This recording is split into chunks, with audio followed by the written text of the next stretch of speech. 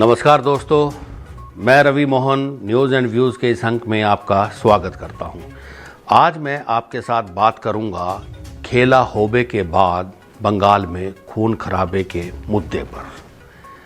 किसी की चुनावी जीत कितनी घिनौनी हो सकती है, इसका शर्मनाक और खौफनाक उदाहरण है बंगाल में तृणमूल कांग्रेस की जीत के बाद ममता बनर्जी के कार्यकर्ताओं की ओर से मचाया जा रहा भीषण उत्पात।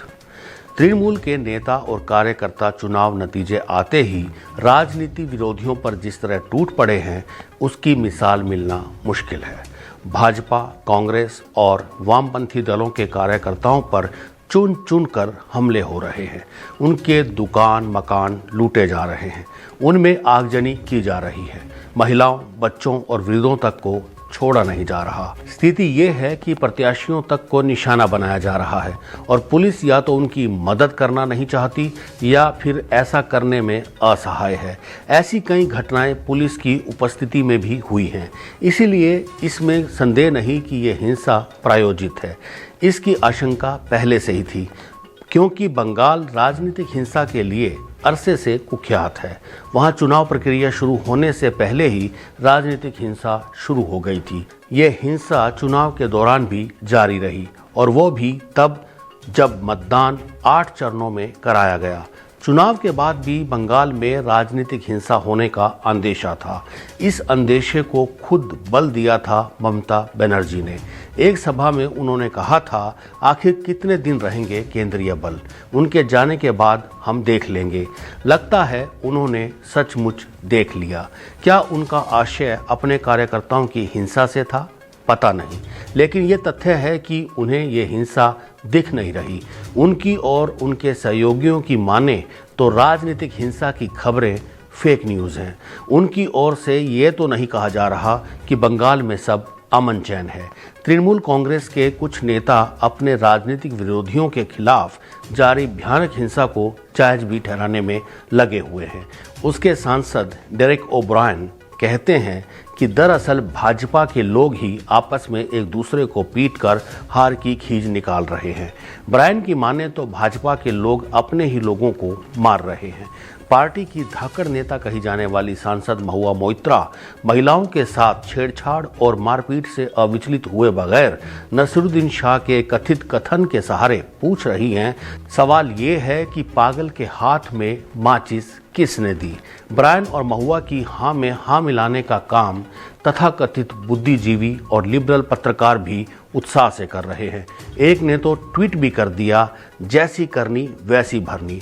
जब लानत मलानत हुई तो सफाई दी कि इतने बजे मेरा अकाउंट हैक हो गया था।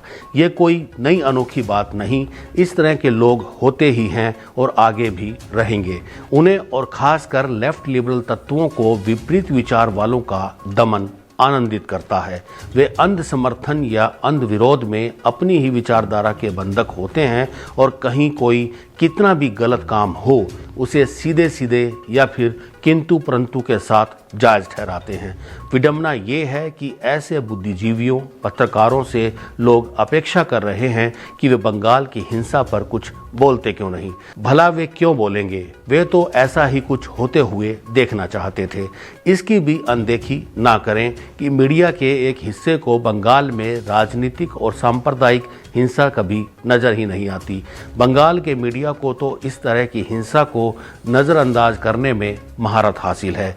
याद करें कि जब मालदा, बशीरहाट और आसनसोल की हिंसा का देश भर का मीडिया संज्ञान ले रहा था, तब बंगाल का मीडिया मौन था।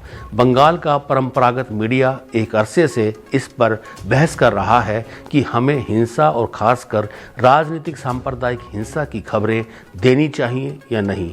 वो बार बार इसी नतीजे पर पहुंचता है कि नहीं, ऐसा नहीं करना चाहिए। यही कारण है कि कोलकाता के बगल में भयानक हिंसा होती है, लेकिन कोलकाता के ही बड़े अखबारों में उसके बारे में एक पंक्ति का समाचार भी नहीं छपता। इसमें संदेह है कि बंगाल की राजनीतिक हिंसा थमेगी, क्योंकि एक तो तृणमूल को वो दिख नहीं रही और दूसरे उसे इससे कोई फर्क नहीं पड़ने वाला कि जिन दलों के कार्यकर्ता मारे पीटे जा रहे हैं उनका राष्ट्रीय नेतृत्व क्या कह रहा है।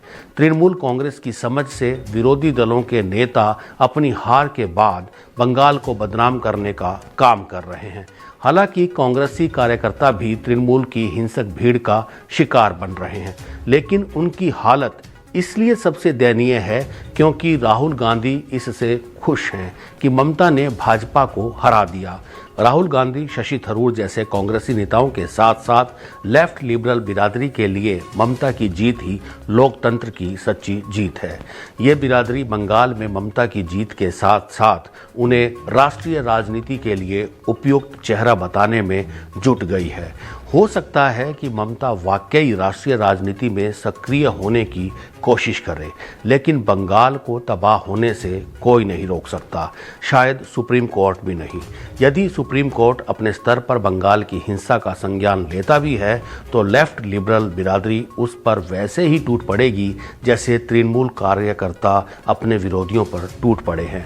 निस्संदेह ममता चुनाव के बाद की हिंसा को रोक सकती थी, लेकिन तब जब इसमें उनकी कोई दिलचस्पी होती। अगर उनकी दिलचस्पी होती तो बंगाल में खेला होबे के बाद इतना खुलकर खून खराबा नहीं होता और ना ही रक्त रंजित बंगाल कलंकित हो रहा होता। तो दोस्तों, इस मुद्दे पर आपको ये सुझाव कैसा लगा, आप इस वीडियो पर कमेंट और लाइक करके मुझे बता सकते हैं। और मुझे कोई भी सुझाव अगर आप देना चाहें तो मैं उसका हमेशा स्वागत करूंगा। न्यूज़ एंड व्यूज़ के अगले अंक में फिर मुलाकात होगी, तब तक के लिए नमस्कार।